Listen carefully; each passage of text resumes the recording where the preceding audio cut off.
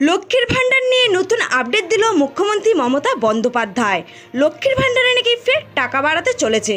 তো কত টাকা বাড়াতে চলেছে এবং এই প্রকল্প নিয়ে কি বলেছে তাই বিস্তারিত জানাবো এই ভিডিওতে। তো বিস্তারিত জানতে হলে ভিডিওটি অবশ্যই শুরু থেকে শেষ পর্যন্ত দেখবেন। তাহলে চলুন বন্ধুরা এক নজরে দেখে নেওয়া যাক।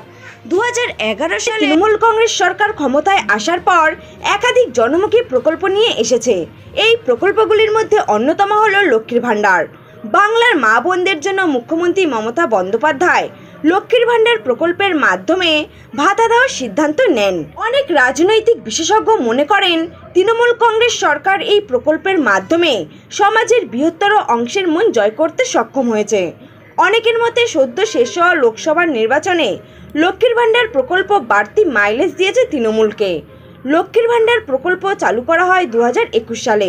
সেই সময় সাধারণ শ্রেণীর মহিলাদের মাসে 500 টাকা ও তপশিলি শ্রেণীর মহিলাদের মাসে 1000 টাকা করে ভাতা দেওয়া হতো।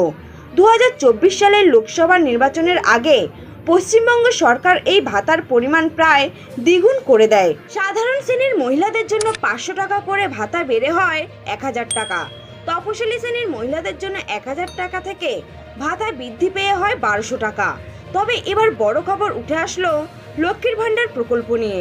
সূত্রের খবর অনুযায়ী ফের একবার লক্ষ্মীর ভাণ্ডার প্রকল্পে ভাতা বৃদ্ধি পেতে পারে।